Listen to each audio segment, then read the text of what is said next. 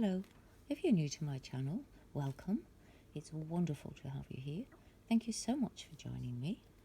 So these are my two walls that I'm going to be working on. As you can see, they're rather dull and drab, so I'm going to be making them look a little bit nicer.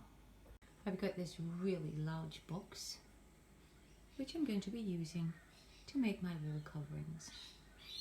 So the span of it is 2 meters 40 by 1 meter 80.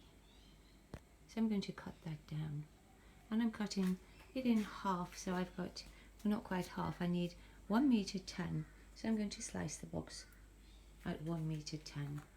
I've got my cardboards cut to size, so I've got 2 of those, and I've actually sealed them now, ready for painting. So I use a liquid floor polish as a sealer, which I find works really well. And now I'm just going to be taking a colour called Donkey, and I'm painting the entire pieces, and I'm painting both of them the same colour. The paint is all dry on my big pieces of cardboard, and now I'm going to be taking some of this low sheen acrylic house paint, and I've got 2 different size sponges, so this is just a very well used sponge, but it's got a nice texture to it, and then I've got a smaller one as well, and all I'm going to be doing is sponging the white, which I've decanted onto a plate so I can pick up some paint,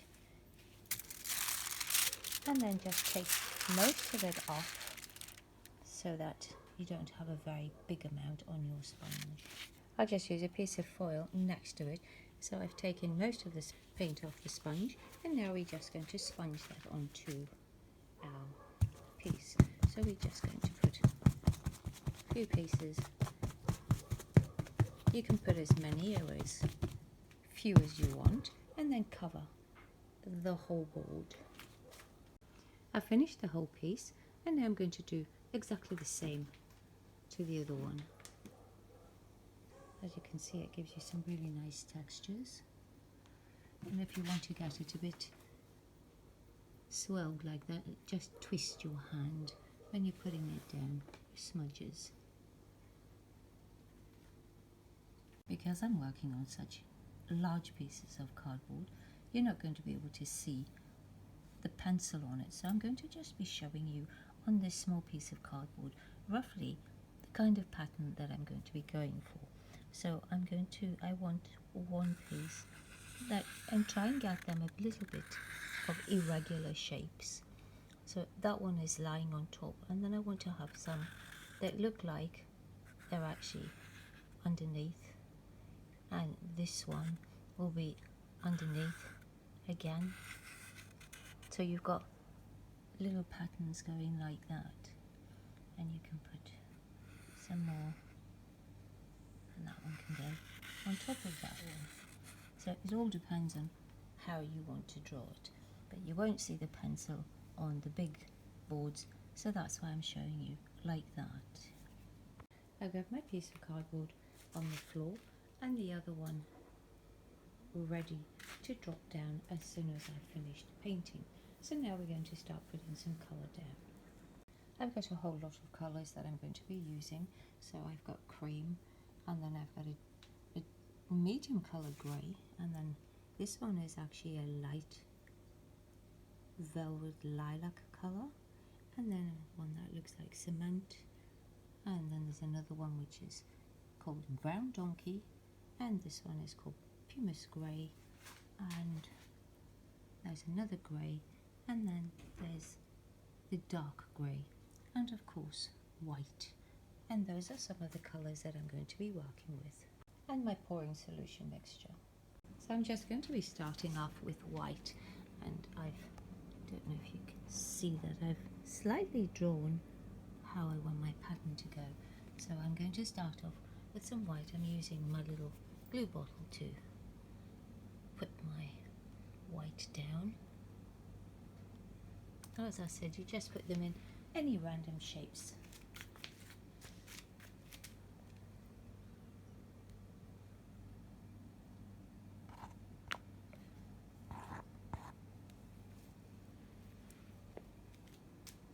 I've got my first layer of white down, and now I'm going to be putting one of the greys down. So these are the greys that I'm actually using. I've just put them into soft drink bottle containers. And now we're going to pour some of those.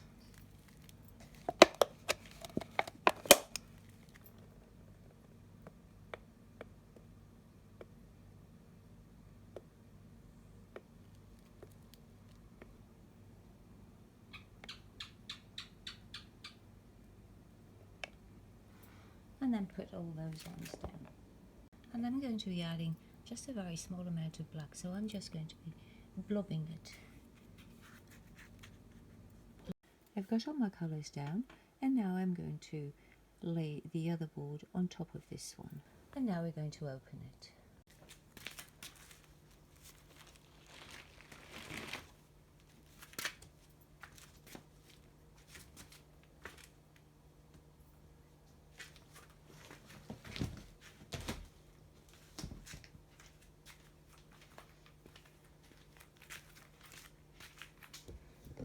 And now we'll wait for that to dry before we fix it up.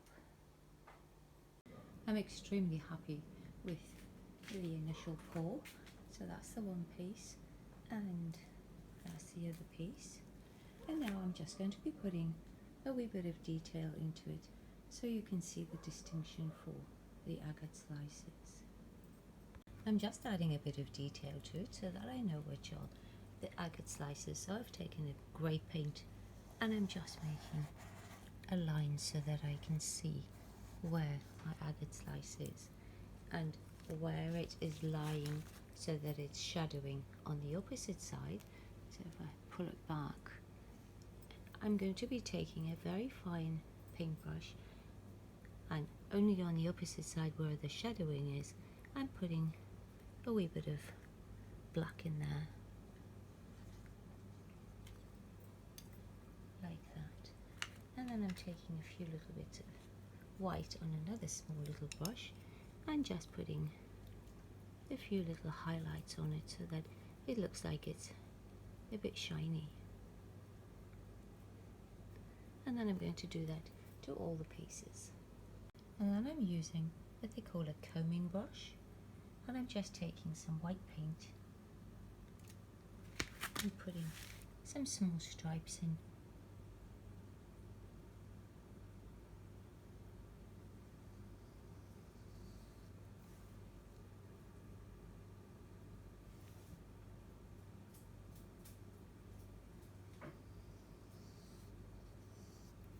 Like that. I've finished putting all the details in the first one, and I'm really happy with the way that's turned out. It's looking awesome. And now I'll be working on the second one. I've finished the second one, and I've made it slightly different to the other one because I didn't want them exactly the same, but as you can see, they're very, very similar. And now I'll just wait for those to dry before I go on to the next step. I've just taken my sponge that I used for painting and I've put a bit of water in it, and now I'm going to be taking that and putting a whitewash over so that I can soften the colours and give it a bit of a blurry look. So just like this, and then it just softens them. So I finished doing this one and blurred it all, and as you can see there's quite a difference in the two. I'm going to be using PVA glue, and I've got this lovely rose colour gold glitter. Now I like to normally start in the middle, but because this is so big, I'm not going to be showing you the middle one. What I'll show you is this small one here on the side. I've done the large one in the centre, and now we're going to work on this one.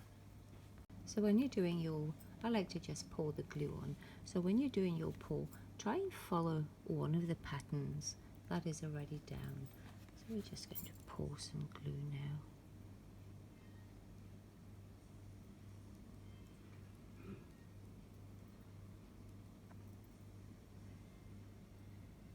Now we just sprinkle some of the glitter on.